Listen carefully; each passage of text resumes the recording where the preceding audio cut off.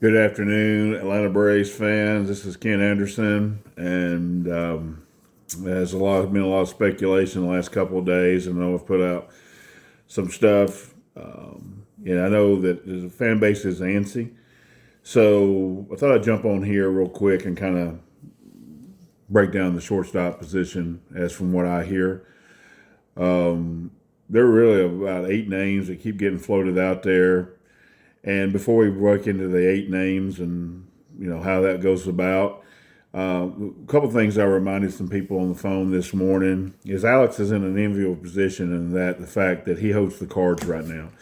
Any team looking at the Braves to try to hold them under pressure, he can always point that we're okay, we can live with that.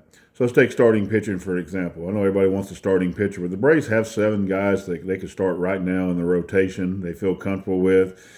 So the need for starting pitching is like, okay. And in the bullpen, I do also believe they need to add an arm there.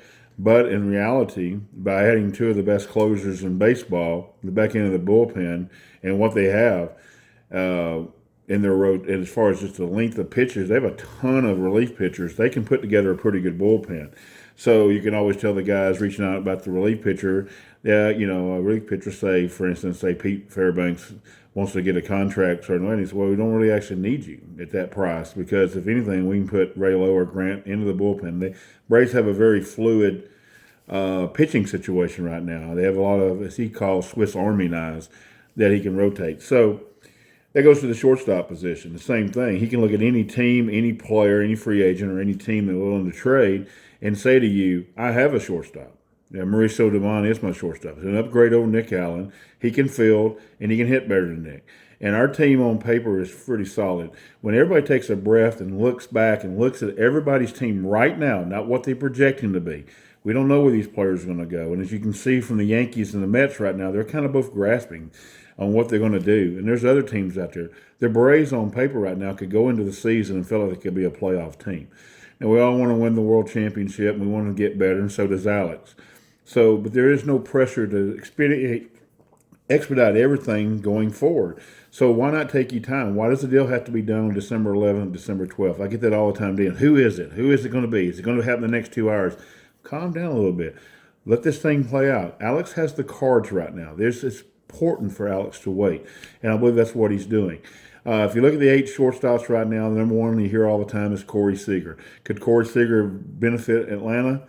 Be beneficial to us? Of course he could. Corey Seager is a great player, and he'd be outstanding. But his contract is $31 million a year, and he is signed for 7 years. So it's going to take a lot of prospects to go back. So you look at Corey and you go, okay, how desperate is Texas to move him?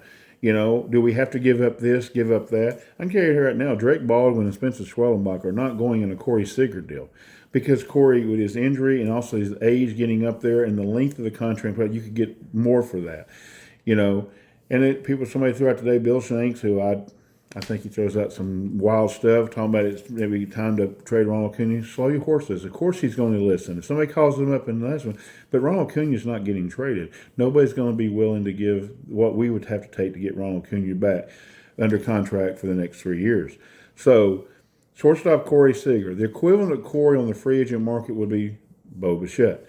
Bo would be about the same contract, probably a little less in my opinion, probably around the $27-28 million a year contract. And you could maybe live with it. Now, his defense is pretty bad, and but he brings a great stick. But why rush into that contract either? Now, how that could actually work and drive those numbers down for us is if Toronto were to sign Kyle Tucker. As JP Morosi talks about, they got pieces to move there, and they're probably not going to sign both of them. So where Bo goes and all that stuff is going to be interesting as we go forward. But is Bo in the mix? I'm sure it is, but it's going to be at the right contract. So when you put Bo and Seager, you have to put them in the same.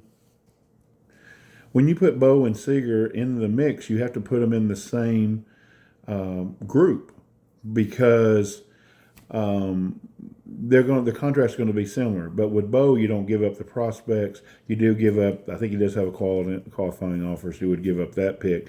But ultimately, you could work out that way. So you have to weigh those things if you're Alex. As far as Nico Hoerner's in the last year of his contract.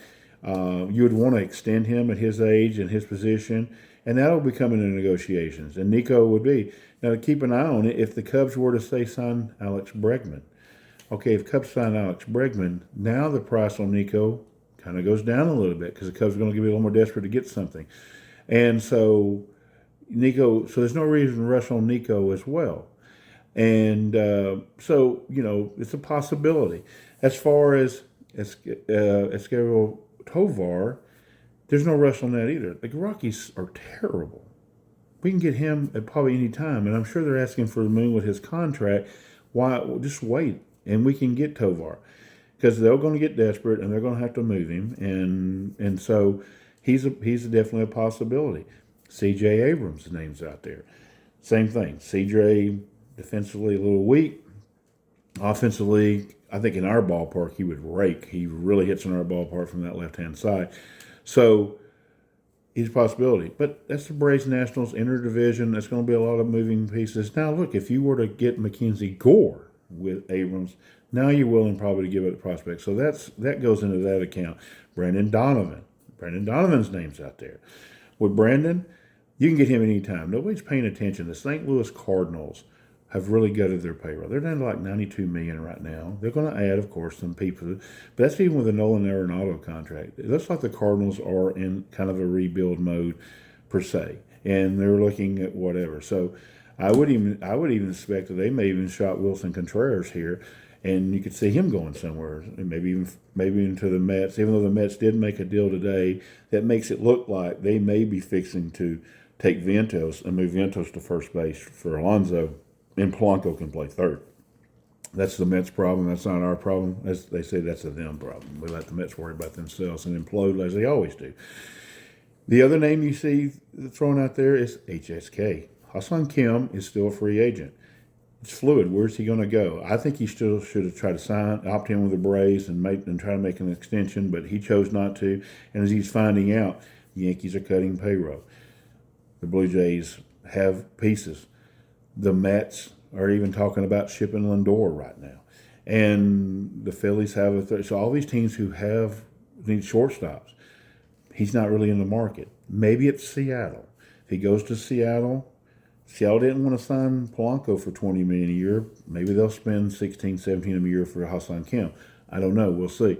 If he does go to Seattle, now you got another 1-year rental out there in J.P. Crawford. J.P. Crawford to me would be the last step effort to put a left-handed bat to go with Dubon, have a next mix for a walk to pick up. So he's still in the mix too.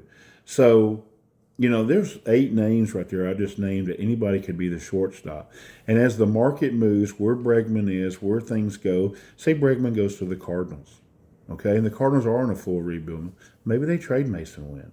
I ain't heard Mason in any trade talks, but we don't know how the market goes. So what I'm trying to tell Braves fans, sit back, breathe, let Alex work. He's already proved to you. He signed 3 free agents this year. All 3 settled for less money to come here. So people are wanting to come here. Let him work. Let him get something done.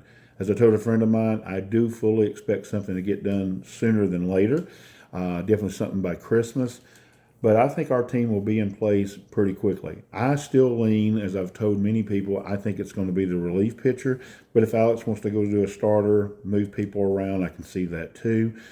But also he goes shortstop. I think the shortstop with the market is why there's a holdup on it. We've heard different things, just like everybody else, and it's all been put out there.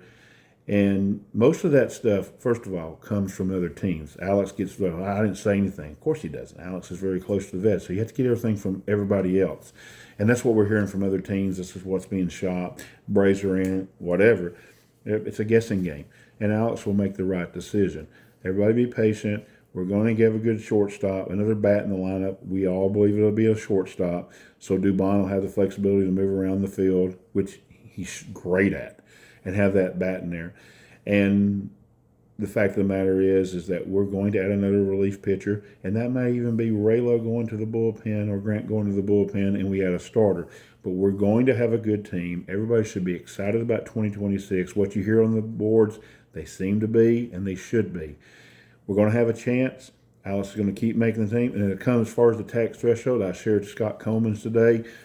It's not really the first one. It's not the second one. They don't want to get to the third one, and he laid it out very well.